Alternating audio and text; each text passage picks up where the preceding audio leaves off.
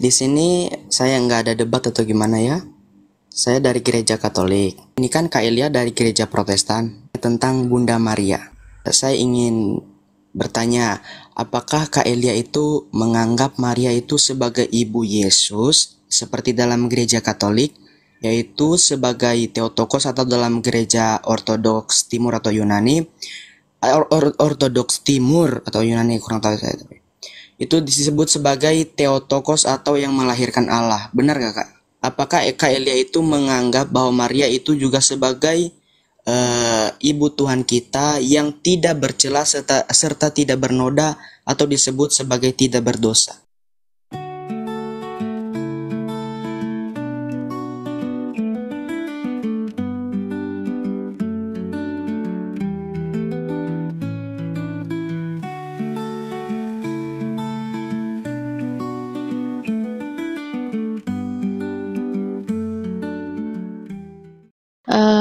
Ini saya kan ada saudara yang dia baptisan pertamanya itu percik, terus saat dia mau pelayanan begitu dia dibaptis ulang dengan baptisan selam. Kira-kira menurut pandangan Alkitab itu seperti apa? Atau ada situasi-situasi seperti tertentu yang mungkin butuh baptis ulang begitu, Kak, pertanyaan saya.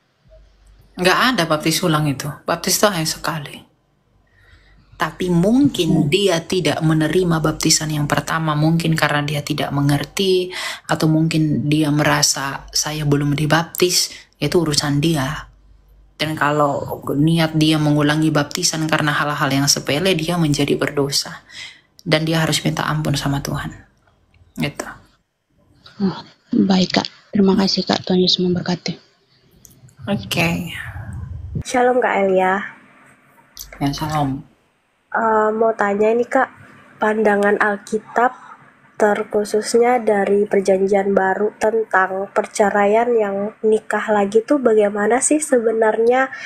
Sampai ini saya tidak memandang secara kesamaratakan ya, tapi di mana saya pergi misalnya ke kota A, saya bergereja, pasti saya menemukan itu bisa ditoleransi nikah lagi karena bercerai hidup seperti itu. Sebenarnya menurut kebenaran firman Tuhan itu bagaimana sih pandangannya cerai hidup terus menikah lagi itu bagaimana? Dan yang saya temukan pasti alasan pendetanya adalah toleransi atau lain halnya seperti itu, kasihan atau daripada kumpul kebo atau daripada atau bagaimana lah begitulah. Jadi menurut saya mau tanya pandangan teologis, pandangan yang Alkitab yang sebenarnya tentang perceraian hidup dan nikah lagi itu sebenarnya bagaimana, Kak? Ya, 1 Korintus 7 ayat 10. Ayat 11. Dan jikalau ia bercerai, ia harus tetap hidup tanpa suami atau berdamai dengan suaminya. Dan seorang suami tidak boleh menceraikan istrinya. Udah jelas, ya jangan nikah lagi. Tapi gimana kalau misalnya sudah terlanjur? Ya kalau dia sudah terlanjur, dia minta ampun sama Tuhan melalui gereja, dan jangan bercerai lagi. Tetap lanjutkan. Gitu. Ya. Jadi nggak boleh. Alkitab tuh nggak boleh. Nggak ada toleransi ini itu tuh nggak boleh sebenarnya. Tapi kalau memang sudah terlanjur itu terjadi, yang pihak yang berkaitan harus minta ampun atas dosa-dosa mereka, maka Tuhan akan mengampuni mereka dan jangan cerai lagi. Gitu. Ya. Oke, terima kasih Kak. Kalau begitu bagaimana tentang sudah tahu ini kita tidak mengurusin dosa orang ya, cuman maksudnya sebagai etika dalam gereja itu kalau tahu orang itu kumpul kebo tapi dikasih pelayanan itu kita sebagai gembala salah nggak sih Kak? Dosa itu semua pelayan itu pasti punya dosa. Mau kumpul kebo kek, mau bohong kek, mau apa kek, itu dosa. Ya. Tapi gereja bisa memberi sanksi. Sanksinya dengan cara apa? Ya, tidak bisa melayani itu bisa. Atau tidak menerima komuni juga bisa. Ya, sanksi-sanksi itu perlu agar buat mereka jerah. Gitu. Jadi ada yang kasih menyetop di pelayanan, ada yang tetap lanjut, ya nggak masalah. Tergantung sebenarnya komunikasinya bagaimana. Apakah memang dia masih melakukan dosa itu atau tidak. Nah, itu kebijaksanaan gereja demi marwahnya gereja itu sendiri. Oke. Satu lagi ya Kak ya tentang ini. Banyak yang memakai senjata. Ini gembala saya sendiri sih yang ngomong boleh cerai karena perzinahan seperti di Perjanjian Baru. Itu bagaimana Kak? Nggak boleh. Tetap nggak boleh ya? Nggak. Siap. Oke. Sehat selalu Kak Eliat. God bless you. Terima kasih.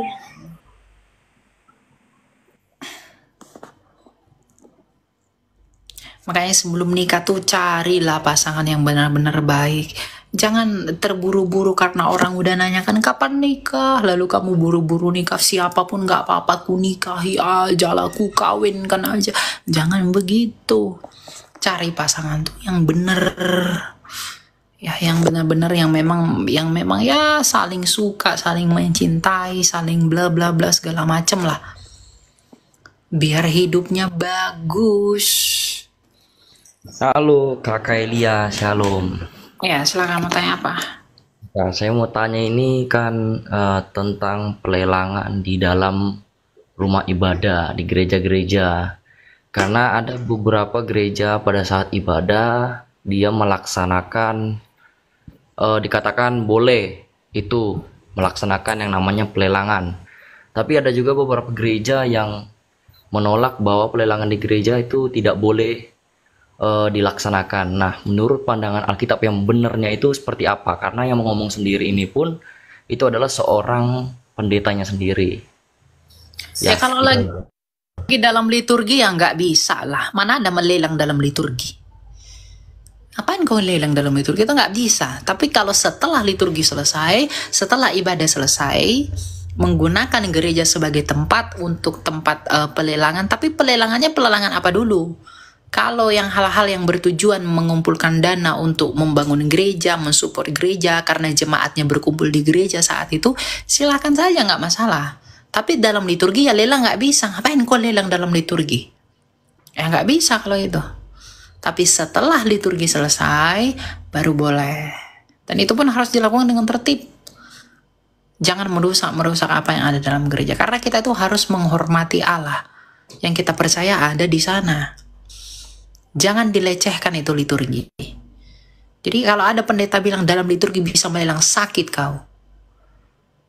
Kau bukan pendeta. Mana ada pendeta bisa bilang di dalam liturgi bisa melelang. Pendeta sakit itu. Ya. Jadi nggak ada dalam liturgi bisa lelang. Satu lagi, kakak, satu lagi. Ini saya memiliki teman, ya kan? Pada di Alkitab itu kan ada tertulis alam sudah mengatakan kehinaan bagi laki-laki jika berambut panjang. Nah, tetapi teman saya bagaimana dia ini memiliki rambut yang panjang tetapi mengambil sebuah pelayanan. Ya janganlah berambut panjang, ngapain? Laki-laki tuh berambut pendek aja, nggak usah panjang. Karena udah nggak zamannya lagi rambut panjang. Rambut panjang tuh rambut yang kalau segini itu nggak apa-apa lah. Tapi kalau udah yang kayak perempuan tuh ya jangan. Itu kan jadi sandungan. Diikat kayak apa segala macamnya, jangan lah. Gitu ya, karena rambut itu penudung bagi kepala perempuan. Rambut yang panjang itu penudung bagi perempuan. Gitu ya. Jadi jangan, nggak boleh. Tuhan Yesus rambutnya panjang. Oh, Tuhan Yesus rambutnya panjang karena mereka itu nazir. Karena mereka itu adalah rabi-rabi. Memang di masa itu bukan hanya anjuran, itu wajib. Bagi Tuhan Yesus yang adalah seorang rabi. Gitu. Ya, gitu ya Kevin ya. Oke kakak, terima kasih banyak. Oke, ya. Ini pengen nanya nih. Ya Pak. Saya pernah ditanya sama teman muslim, dia tanya ada dua ayat Alkitab itu peristiwanya memang sama atau enggak ya, di 2 Samuel 24 ayat 1 sama di 1 Tawarik berapa? 1 Tawarik 2 Samuel berapa? 2 Samuel 24 ayat 1 itu kisah Daud yang dihasut, sama 1 Tawarik 21 ayat 1. Itu kisahnya sama atau Itu paralel sih harusnya ya. paralel ya? Maksudnya kisahnya berbeda ininya, waktunya atau gimana? 2 Samuel 24 ayat 1 sama 1 Tawarik 1 Tawarik 21 ayat 1. Oke. Itu kisah tentang Daud. Oke. Jadi saya ditanya sama teman muslim, itu kan di dua peristiwa itu kan satu kesaksian itu dia menceritakan kalau itu Tuhan yang murka dan menghasut Daud, satunya itu iblis. Pertanyaan saya, di itu peristiwanya sama atau enggak? Kalau memang sama, kenapa ada dua ini yang berbeda yang menghasut itu? Gitu sih, Bro Elia. Ada penjelasannya. Bangkitlah 2 Samuel 24 ayat. Bangkitlah Tuhan. Oke. Bangkitlah pula murka Tuhan terhadap orang Israel yang menghasut Daud melawan mereka. Firman-Nya, pergilah, hitunglah orang Israel dan orang Yehuda. Oke, bahasa Ibrani-nya menghasut di sana adalah shut ya. 1 Tawarik 21 ayat 1. Iblis bangkit melawan orang Israel dan ia membujuk Daud untuk menghitung orang Israel. Nah, jadi yang dipermasalahkan itu apakah iblis atau Tuhan sebenarnya yang apa?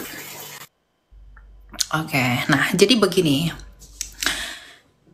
Ini sebenarnya perbedaan sudut pandang karena gini bro, di dalam 1 Tawarik 21 ayat 7 dan 8 di sana dikatakan bahwa iblis itu tahu sebenarnya sensus itu tidak menyenangkan hati Tuhan, maka ia juga menghasut Daud untuk melakukannya. Berarti apakah yang satu Tuhan itu menyuruh, sedangkan di lain hal dalam Tawarik itu setan yang menyuruh, tapi apakah ini bertentangan? Tidak. Karena sudut pandang penulis itu berbeda. Sudut pandang penulis dari Samuel itu adalah tentang bagaimana Daud itu mau melakukan perintah Tuhan. Tetapi di dalam 1 Tawarik itu tentang bahwa Daud itu tidak taat. Maka ketidaktaatannya itu yang menimbulkan kekacauan dalam peristiwa itu, maka penulis surat Tawarik menyebutnya sebagai iblis. Karena apa? Karena ada ujian yang mau dibawa di sana. Makanya Rasul Paulus berkata dalam 2 Korintus 12 ayat 7, dan supaya aku jangan meninggikan diri karena pernyataan-pernyataan yang luar biasa itu, maka aku diberi suatu duri dalam dagingku, yaitu seorang utusan iblis untuk mengoceh aku supaya aku jangan meninggikan diri. Jadi memang Tuhan dalam hal ini memang mengizinkan hal itu terjadi untuk menguji Daud. Karena alhasilnya Daud itu tidak taat dalam hal ini. Jadi itu hanya perbedaan sudut pandang penulis aja lah ya. Jadi nggak ada masalah sih. Jadi Gitu maksudnya di situ ceritanya, konteksnya itu kayak Raja Daud itu diuji gitu ya. Betul. Ya, jadi itu tentang pengujian. Oke. Ya gitu aja sih Bro Elia. Jelas ini soalnya kemarin saya nanya ke ada salah satu ini juga live, itu kurang jelas aja sih penjelasannya. Ini baru Sama jelas. seperti misalnya ini, umur Ahazia itu berapa sebenarnya menjabat sebagai raja. Nah itu kan sudut pandang yang berbeda. Bukan berarti jadi salah atau bertentangan gitu. Nah hal ini juga begitu. Ya. Oke. Karena poin yang Jelas. harus kita garis bawahi itu adalah responnya Daud bagaimana. Kalau responnya benar, nah faktornya satu suara, tapi karena responnya berantakan, maka penulis Tawarik itu menulisnya menurut responnya yang berantakan itu. Oke, siap. Paham, Ya. paham. Oke. Thank you, jelas banget nih, Bro Ilya. Oke, ada lagi yang mau ditanyakan? Oke, Nggak ada ya? nggak ada sih, sementara nggak ada. Nanti live selanjutnya kalau ada pertanyaan saya Oke, masuk ya. God bless. Oke, Lanjut. thank you. Silakan, God bless, Michael. Mas. Halo Michael. Shalom. Ya, Salve. silakan.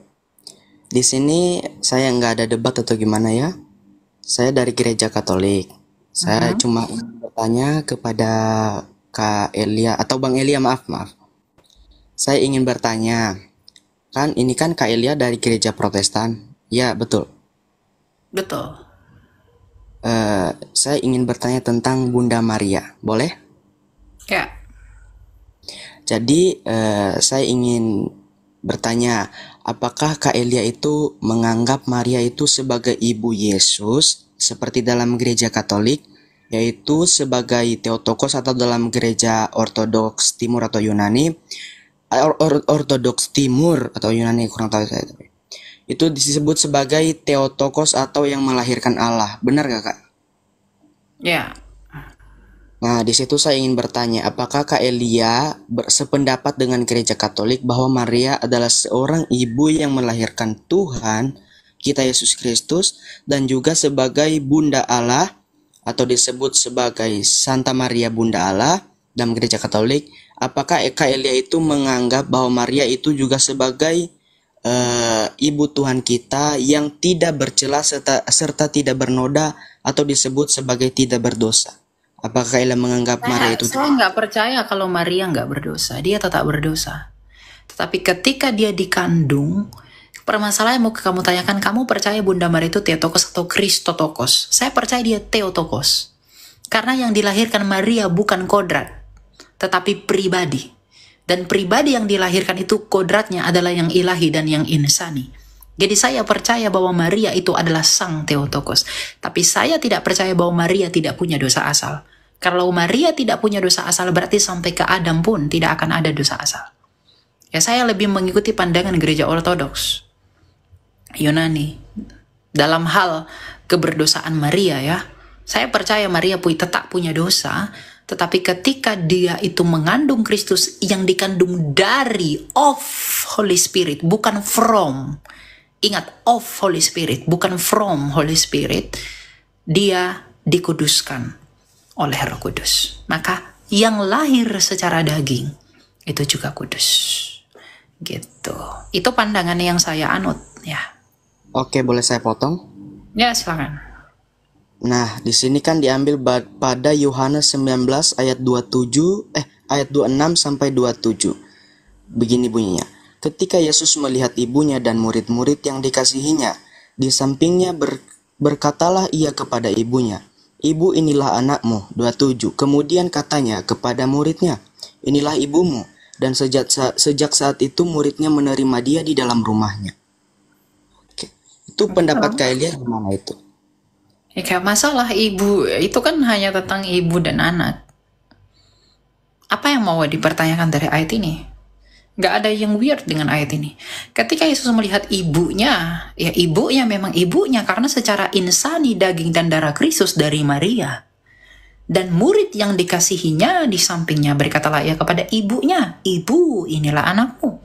Kemudian katanya Kristus kepada murid-muridnya, "Inilah ibumu." Dan sejak saat itu muridnya menerima dia dalam rumahnya. Betul.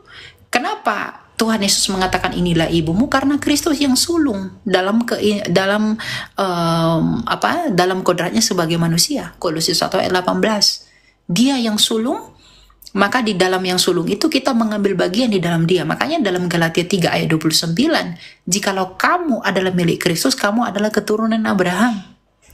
Artinya melalui Kristus, melalui rahmat kita yang datang dari Kristus, maka kita berhak mengklaim apa yang Kristus klaim dalam keadaannya sebagai manusia. Termasuk Bunda Maria yang adalah bundanya Kristus. Bundanya Tuhan Yesus. Gitu. Ya memang kita menghormati Bunda Maria. Makanya saya juga kalau ada protestan-protestan yang menjelek-jelekkan Maria tuh saya nggak suka. Tapi mengenai pandangan saya tentang Bunda Maria itu, yang ada yang mengatakan dia tidak berdosa, saya tetap percaya dia tetap punya dosa asal. Makanya dia katakan, ya Allah juru selamatku. Kalau misalnya dia memang tidak berdosa, untuk apa Bunda Maria mengatakan ya Allah juru selamatku dalam Lukas 1 itu? Nyanyian pujiannya dia. Ya tapi ya itu tentang penafsiran ya. Anda tidak sepakat dengan saya, silahkan, itu urusan Anda. Anda sepakat dengan saya, ya silahkan juga. Ya tapi itulah. Saya sepakat. Gitu. Ya. Satu lagi boleh saya tanya? Ya silakan. Tentang patung, boleh kan? Apa yang mau tanya dari patung? Kalau tentang patung Maria itu menurut kalian itu berlebihan apa tidak? Atau mempunyai gelar juga? Nggak masalah, mau dia patung apa kayak. Patung itu dalam gereja Katolik itu tidak disembah. Patung itu adalah teologi dalam ukiran, sama seperti ikon, teologi dalam warna. Jadi melalui patung-patung itu kita bisa melihat teologi itu hidup di dalam karya. Sama seperti di ikon, teologi itu hidup di dalam warna. Itu hanya mediasi saja, caranya saja mengekspresikan apa yang diimani. Jadi ya kan kadang kan gini loh, kebencian kepada gereja-gereja tertentu itu membuat kita alergi dengan apa yang ada pada mereka. Ada yang orang terlalu benci dengan Katolik, maka patung-patung pun lalu digiring. Maksud gereja Katolik itu buat patung tuh bukan untuk disembah, tapi karena bencinya dia dengan gereja Katolik, dia katakan, oh dia sembah patung begini-begini. Ortodoks pun begitu. Oh, karena kebenciannya kepada Ortodoks, semua hal yang ada di dalam Ortodoks itu digiring mengambil posisi sebagai oposisi. Yang nggak boleh begitu. Itu kan nggak adil cara berpikir begitu. Kita harus ikuti realita yang memang terjadi. Jangan ditambah-tambah. Jadi mau ada patung kayak mau, saya tanya deh, jangan jauh-jauh. Ketika di Bait Allah, patung kerup itu ada nggak sih di Bait Allah? Di atas tutup pendamaian itu? Ada. Ada nggak? Jadi patung itu dilarang nggak sih sebenarnya? Tidak. Tapi apakah bangsa Israel menyembah patung itu? Oh tidak. Tidak. Dia menyembah apa yang diekspresikan melalui patung itu. Maka orang Katolik pun begitu. Gitu loh. Ya, jadi ya kadang kita terlalu alergi, Katolik alergi dengan Protestan, Protestan alergi dengan Katolik, Ortodoks alergi dengan Katolik, dan sebaliknya. Nggak boleh begitu. Bagi saya ya, kalau anda nggak sepakat ya itu urusan Anda. Tapi bagi saya ya janganlah begitu. Malu kita dilihat orang. Gitu ya.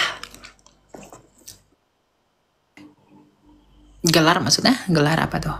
Gelar tentang Bunda Maria, gelar kepada Maria itu Kailia terima atau tidak? Nggak masalah. Mau digelari apa kayak, lagi pula kan mereka tidak menyembah Maria. Yang kepada Maria itu hyperdulia, bukan latria. Kamu Katolik pasti tahu itu.